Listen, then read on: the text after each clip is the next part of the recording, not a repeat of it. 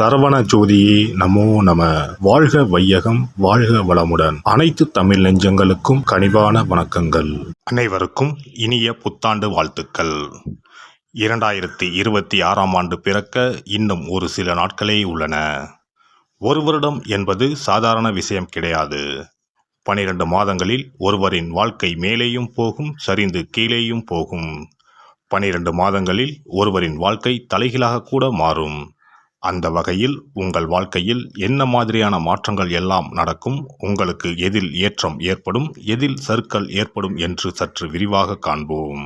இந்த ஆண்டின் தொடக்கத்தில் கிரகநிலைகள் என எடுத்துக்கொண்டால், குடும்பஸ்தானத்தில் சந்திர பகவானும், சகோதரஸ்தானத்தில் குரு பகவானும், புத்திரஸ்தானத்தில் கேது பகவானும், பாக்கியஸ்தானத்தில் சூரியன், செவ்வாய், புதன், சுக்கிர பகவானும் உள்ளனர். லாபஸ்தானத்தில் ராகு பகவானும் சனி பகவானும் உள்ளனர். குரு பகவான் 5ஆம் பார்வையாக துலாம் ராசியையும், 7ஆம் பார்வையாக தனுசு ராசியையும், 9ஆம் பார்வையாக கும்ப ராசியையும் பார்வையிடுகிறார்.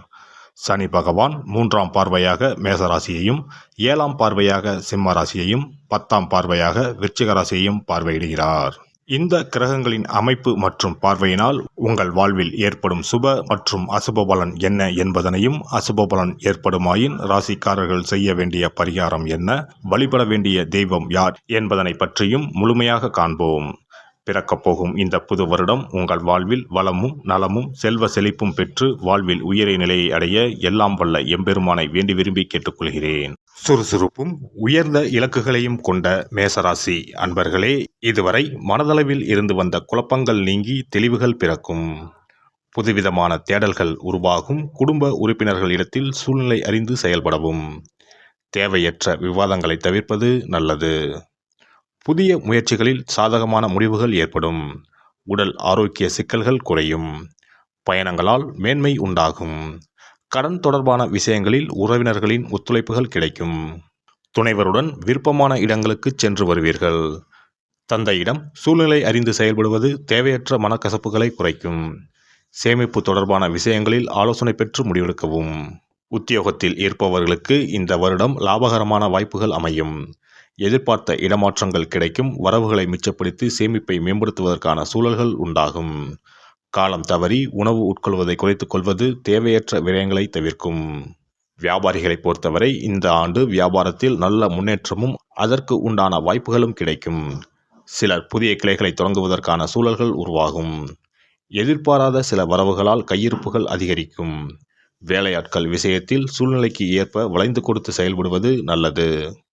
கடன் சார்ந்த சில உதவிகளில் அலைச்சல்கள் உண்டாகும். வர்த்தகத்தில் முன்னேற்றம் ஏற்படும்.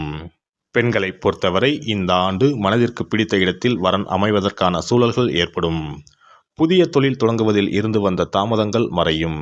வேலையாட்களிடம் சூழ்நிலை அறிந்து செயல்படுவது நல்லது. உடல் ஆரோக்கிய பிரச்சனைகள் குறையும். குழந்தைகளிடத்தில் சூழ்நிலை அறிந்து நடந்து கொள்வது நன்மையை தரும். விலை உயர்ந்த பொருட்களில் சற்று கவனத்துடன் இருக்க வேண்டும். அரசியல்வாதிகளை பொறுத்தவரை எதிர்பார்த்த சாதகமான சூழல்கள் உருவாகும். வரவு விஷயங்களில் முன்னேற்றம் ஏற்படும். பிறமொழி மக்களின் ஒத்துழைப்பும் மறைமுகமான ஆதரவும் கிடைக்கப் பெறுவீர்கள். தொண்டர்களின் விருப்பங்களை அறிந்து சில முடிவுகளை எடுப்பதற்கான சூழல் அமையும். கலைத்துறையில் இருப்பவர்களுக்கு உழைப்புக்கு ஏற்ற முன்னேற்றமும் புதிய வாய்ப்புகளும் கிடைக்கும். இசைத்துறையில் சாதகமான சூழல் உருவாகும். வரவுகளில் இருந்த தடுமாற்றங்கள் ஓரளவு கட்டுப்பாட்டுக்குள் வரும். மாணவர்களை பொறுத்தவரை கல்வியில் இருந்து வந்த ஆர்வமின்மை குறையும். விளையாட்டு விஷயங்களில் முன்னேற்றமான சூழல் உருவாகும். சிறுதூர பயணங்களால் புதிய அனுபவங்களும் மாற்றங்களும் பிறக்கும். ஆராய்ச்சி கல்வியில் இருப்பவர்களுக்கு எதிர்பார்த்த முடிவுகள் கிடைக்கும்.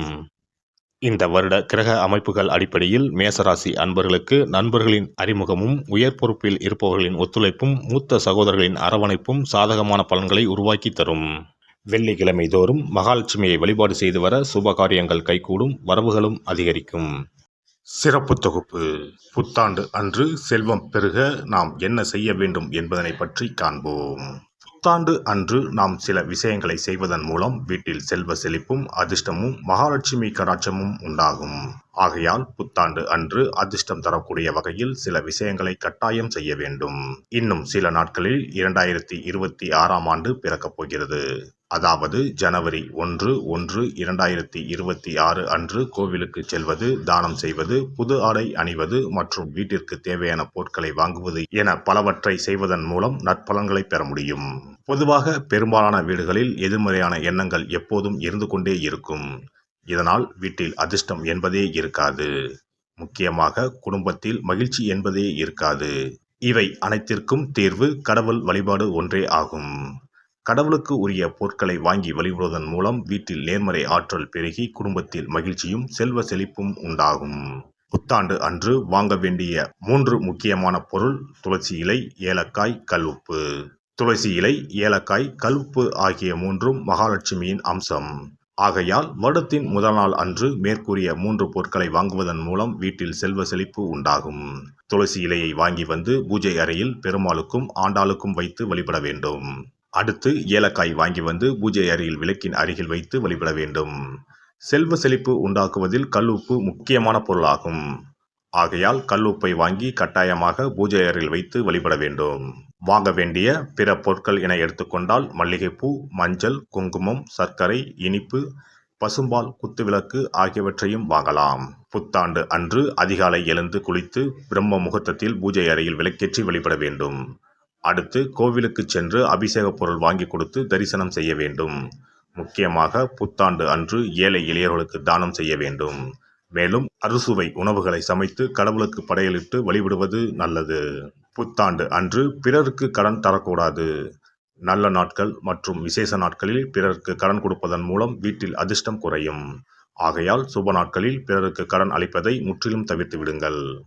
புத்தாண்டில் நமக்கு நன்மைகள் அதிகம் நடைபெற வேண்டும். 2025ஆம் ஆண்டில் சந்தித்த பிரச்சனைகள், துன்பங்கள், போராட்டங்கள், கஷ்டங்கள் ஆகியவற்றில் இருந்து விடுபட வேண்டும் என்பதே அனைவரின் விருப்பம். புத்தாண்டு பிறப்பதற்கு முன் எந்தெந்த பொருட்களை நம்முடைய வீட்டில் இருந்து அகற்ற வேண்டும், இவற்றை வீட்டில் வைத்திருப்பதால் என்னென்ன பாதிப்புகள் ஏற்படும் என்பதையும், இவற்றை அகற்றுவதால் புத்தாண்டில் என்னென்ன நன்மைகளை பெற முடியும் என்பதை பற்றியும் தெரிந்து கொள்வோம். வீட்டில் இருந்து உடைந்த அல்லது சேதமடைந்த பொருட்களை அகற்றுவதால் துர் அதிர்ஷ்டங்கள் ஏற்படுவதில் இருந்து விடுபடலாம். இவைகள் எதிர்மறை ஆற்றல்களை எளிதில் ஏற்கக்கூடியவையாகும். உடைந்த பொருட்கள், பழுதான சாதனங்கள், விரிசல் விழுந்த கண்ணாடி, உடைந்த நாற்காலி ஆகியவற்றை வீட்டில் இருந்து அப்புறப்படுத்திவிட்டு புதியவற்றை வாங்கலாம்.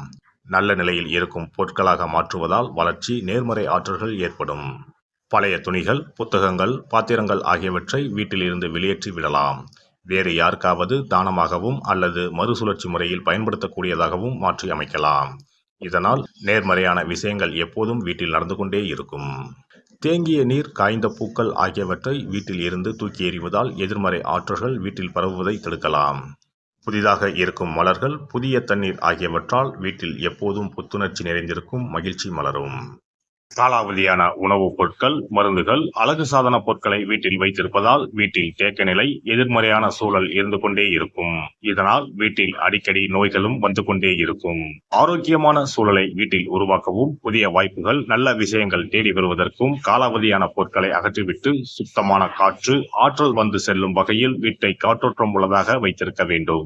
எல்லாம் வல்ல இறையருளால் நீங்களும் உங்கள் அன்பு குடும்பமும் உடல் நலம், நீலாயுள், நிறை செல்வம், உயர் புகழ், மெய்ஞானம் ஓங்கி வாழ்க வளமுடன். இந்த வீடியோ பதிவு உங்களுக்கு பிடித்திருந்தால் லைக் பண்ணுங்க, கமெண்ட் பண்ணுங்க, ஷேர் பண்ணுங்க, மறக்காம சப்ஸ்கிரைப் பண்ணுங்க, பக்கத்துல இருக்கிற பெல் பட்டனை கிளிக் பண்ணுங்க. நன்றி, வணக்கம். ஓம் நமச்சிவாய. சிவாய நம.